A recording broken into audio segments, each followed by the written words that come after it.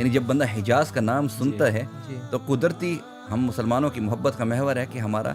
جو خیال ہے وہ فوراً بلاد عرب کی طرف چلا جاتا ہے، مکہ اور مدینہ کی طرف چلا جاتا ہے ہمارا خیال۔ اس مقام کو یہ فوقیت اور اہمیت حاصل ہے کہ عرب اس مقام کو بڑا پسند کرتے ہیں۔ کسی کی آواز تھوڑی سی بھاری ہے، موٹی ہے، تو میں کہتا ہوں میرے خیال سے نہاون جو ہے اس کے ساتھ بڑا پیارا لگے گا مقام۔ اس طرح جس کی آواز درمیانی ہے، مڈ میں، نہ اتنی پتلی ہے نہ اتنی موٹی ہے، تو اس کے ساتھ میرے خیال سے مقام صبا جو ہے وہ بڑا جج کرے گا، بڑا جج کرے گا۔ میں یہ نہیں کہتا کہ میں کوئی قاری ہوں یا میں نہیں، جو مجھے سمجھ نہیں آتی میں پوچھتا ہوں ان سے، ایک طالب علم بن کے پوچھتا ہوں کہ مجھے ذرا یہ اصول سمجھا دیں، مجھے ذرا یہ بات سمجھا دیں، یہاں پر ہم کیسے پڑھیں گے۔ اور ابھی بھی میں شاید سمجھتا ہوں کہ میں بہت ساری تلاوت میں غلطیاں کر جاتا ہوں۔ زد علیہ ورتل القرآن ترتیلا۔ ماشاء اللہ قاری صاحب، بہت اچھی آپ نے تلاوت کی اور بہت اچھے طریقے سے ہم لیکس کو لے کے چل رہے ہیں۔ تو اسی طرح اب اگلے مقام کی طرف آتے ہیں، تو ہا سے اب اگلا کون سا مقام آ رہا ہے، اس کے بارے میں کیا بتائیں گے؟ جی بالکل، ماشاء اللہ، تقریباً الحمدللہ ہم یعنی سنن بسحر کی سین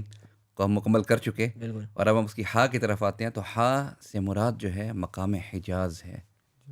حجاز، مقام حجاز، اور یہ مقام جو ہے نام کے اعتبار سے حجاز مقدسہ کی طرف منسوب ہے۔ یعنی جب بندہ حجاز کا نام سنتا ہے تو قدرتی ہم مسلمانوں کی محبت کا محور ہے کہ ہمارا جو خیال ہے وہ فوراً بلاد عرب کی طرف چلا جاتا ہے، مکہ اور مدینہ کی طرف چلا جاتا ہے ہمارا خیال۔ تو خیر یہ مقام بھی تقریباً عربی الاصل ہے، اور خصوصاً اس مقام کو یہ فوقیت اور اہمیت حاصل ہے کہ عرب اس مقام کو بڑا پسند کرتے ہیں، کیونکہ یہ مقام بڑے ہی دکھ، غم، خوبصورتی اور اس کے ساتھ ساتھ نفاست کو اپنے اندر سموئے ہوئے ہے۔ یہ بڑا نفیس مقام ہے، اور میں ہمیشہ کہتا ہوں کہ تلاوت اس وقت تک مکمل نہیں ہوتی ہماری بھی کہ جب تک ہم اس میں اور مقامات کا ٹچ دے نہ دیں، جب تک ہم حجاز کا ٹچ اس میں نہ دیں ہماری تلاوت مکمل نہیں ہوگی، کیونکہ اس کے پڑھنے کا اپنا ایک انداز ہے۔ اور پھر خصوصاً میں نے ایک بات شاید پتہ نہیں ہے پہلے میں نے کی ہے نہیں، لیکن ابھی میں آپ کو بتانا ضروری سمجھتا ہوں کہ مقامات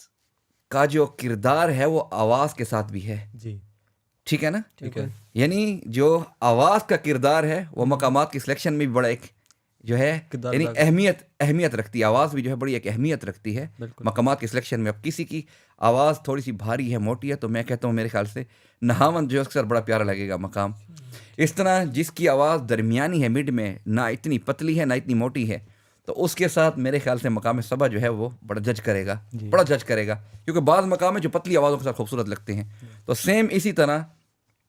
مقام حجاز جو ہے میرے خیال سے اگر جن کی آواز تھوڑی سی باریک ہے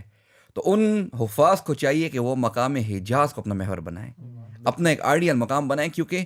جتنی یعنی باریک آواز اور نفاست کے ساتھ جب اس مقام کو پڑھا جائے گا، اور پھر اس میں جس طرح ایک دکھ کا عنصر ایک اجاگر ہوتا ہے، تو میرے خیال سے سننے والے جو ہوں گے ان کے اوپر ایک کیفیت کو یہ مقام طاری کر دے گا۔ بالکل۔ تو اس طرح یہ مقام بھی وہی اللہ تعالیٰ کے احکامات ربیہ میں جہاں پر بعض اوقات خوشی کا عنصر وہاں پر بھی یہ مقام پڑھا جاتا ہے، لیکن اکثر کیونکہ غمگین ہے مقام، تو پھر وہی عذاب، اللہ کی وعید،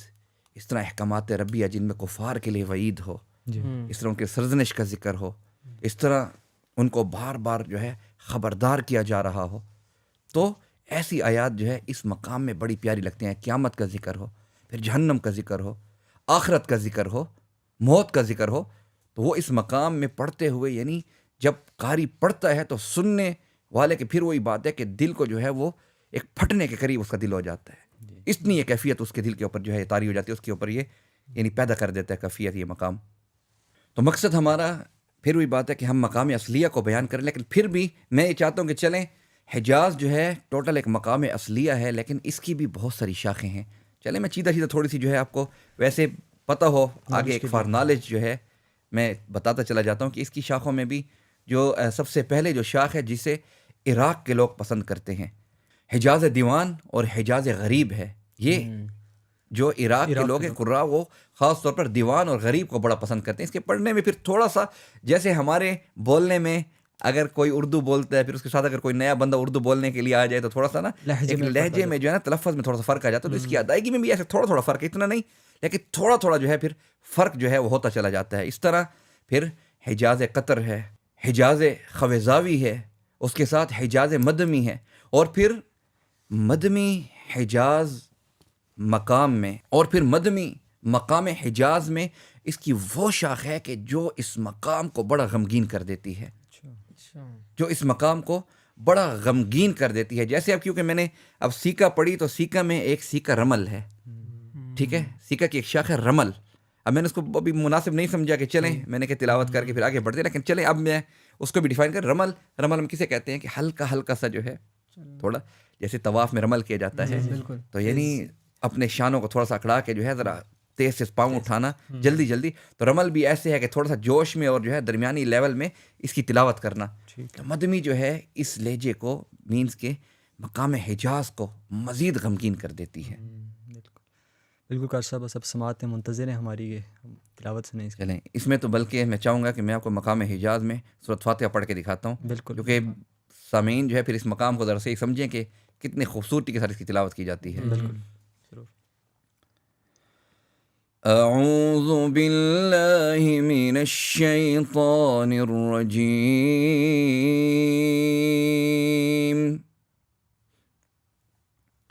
بسم اللہ الرحمن الرحیم،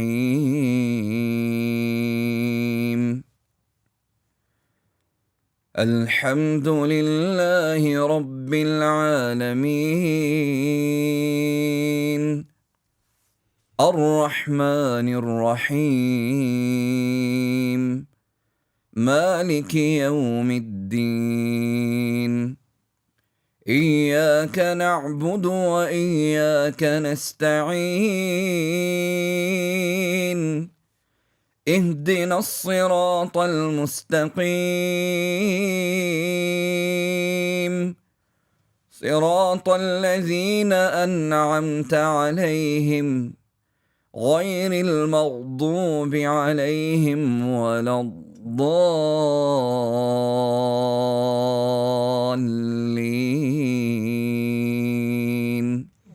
آمین. ماشاء اللہ. میں سامعین کو ساتھ ساتھ یہ بتانا چاہوں گا کہ ماشاءاللہ گفتگو میں قاری صاحب جو ہے نا بہت ہی قیمتی باتیں اور کچھ قیمتی موتی ہیں جو وہ بول رہے ہیں، ساتھ ساتھ ہمیں نوٹ بھی کرنے چاہیے،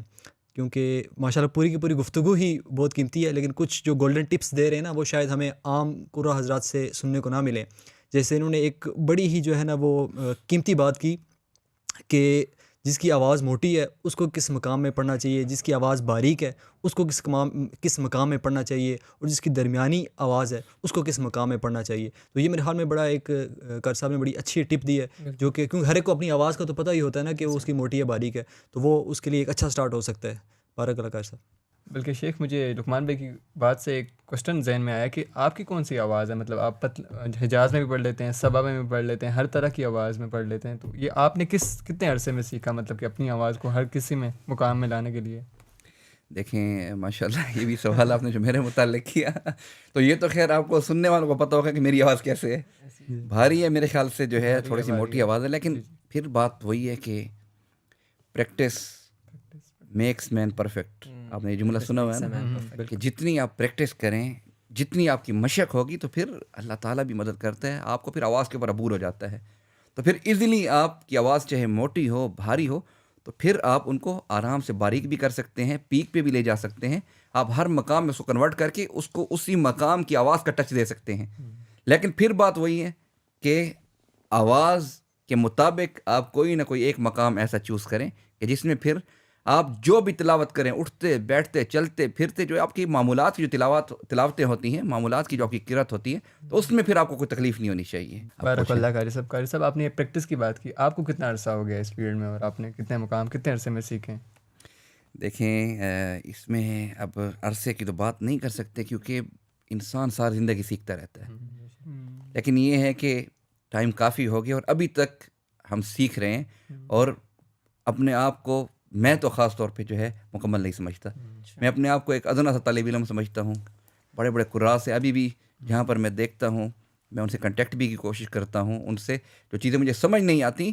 میں یہ نہیں کہتا کہ میں کوئی قاری ہوں یا میں نہیں، جو مجھے سمجھ نہیں آتی میں پوچھتا ہوں ان سے، ایک طالب علم بن کے پوچھتا ہوں کہ مجھے ذرا یہ اصول سمجھا دیں، مجھے ذرا یہ بات سمجھا دیں، یہاں پر ہم کیسے پڑھیں گے. اور ابھی بھی میں شاید سمجھتا ہوں کہ میں بہت ساری تلاوت میں غلطیاں کر جاتا ہوں،